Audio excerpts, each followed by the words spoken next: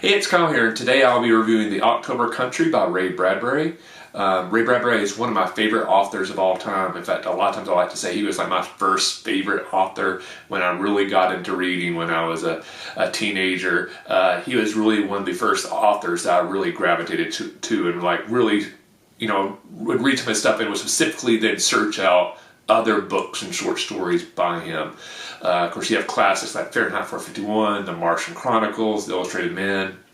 Something Wicked This Way Comes is one of my favorites. Dandelion Wine's amazing. And there's just so many awesome works, so many amazing collections of short stories.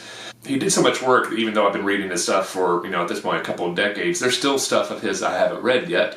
And recently I was at a bookstore, and a lot of times I'll look in the classics section for Bradbury stuff to see if there's any books of his I haven't read yet. And recently I saw The October Country, and it was actually, I saw it the week before the start of October. I was like, hey, man, this is perfect time, good time to read this book, which is another his collection of short stories. And Ray Bradbury is really the master of short stories. There's these 15, 20, 30-page short stories that you become fully invested in so quickly. He hooks you so quickly. They're not all winners. Like, I think with all his collection of short stories, there'll be, ones absolutely love, ones I think they're okay, and maybe just a couple that are like, oh, that's not really for me. But for the most part, they're winners for me, and some of his best ones absolutely blow me away. So first I would say, like, if you're a fan of Ray Bradbury and you've never read The October Country, I would definitely recommend it. It's well worth a read. There's some classic short stories in here that I think will quickly become some of your favorite Bradbury stuff. A lot of them, I think, because of the theme of being the October Country, deal with either spooky stuff or stuff set in the autumn and fall. So it's perfect time to read it around Halloween and spooky season. And also the great thing is it's a short collection of short stories. They're really quick reads. So like, it's very easy. Like, hey, I'm just going to read one short story and just read 15, 20, 30 pages and you're done. You don't feel like, oh, I'm in a chapter, there's a cliffhanger, do I need to read another chapter? Within 15, 20, 30 pages, you have a conclusion to that story. None of the short stories connect with each other, so you don't have to go like, oh, I have to read this one, So if you're a few pages in and a short story is just not really clicking for you, you can always just skip it and go on to the next one. Some of my favorite, and this one I want to look at the list in here to make sure I don't forget some of my favorites. The Dwarf, which is the first short story I really enjoyed a lot. Next to Mine was a really cool, spooky one that was set in Mexico that really kept me guessing for a while where it was going to go. The Crowd was a very interesting one. It is the one that almost to me felt the most like a Twilight Zone episode. I could have very much seen this be a classic episode of the Twilight Zone. And I think the Twilight Zone is a lot like the works of Ray Bradbury. You can be a fan of it, and there's like a random episode like, oh, I've never actually seen this one before. With Ray Bradbury, there's these short stories like, oh, I've never heard of this short story before.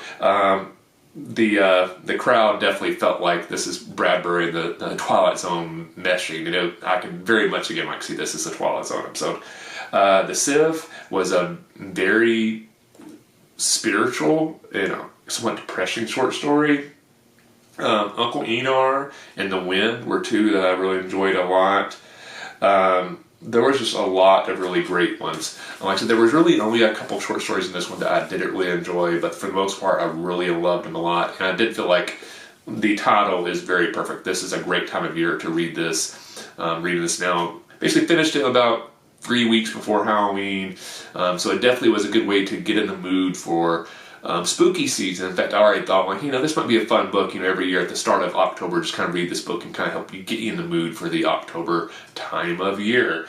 So I definitely highly recommend The October Country by Ray Bradbury. If you're a fan of Bradbury and you've never read this, I would definitely say it's well worth your time. If you're into reading kind of like semi-spooky stories, they're not super scary, but very creative, and maybe will get the hair standing back up on the back of your neck. I think The October Country is great for that. So highly recommend the Ray Bradbury's The October Country. So in the comment section below, let me know what is your favorite book or collection of short stories by Ray Bradbury. Maybe it's something I haven't read yet, and I'll check it out. If you enjoyed this review, please hit the like button. If you haven't yet, please subscribe to the channel. I really appreciate support. Thanks for watching. I'll see you the next time, and happy reading.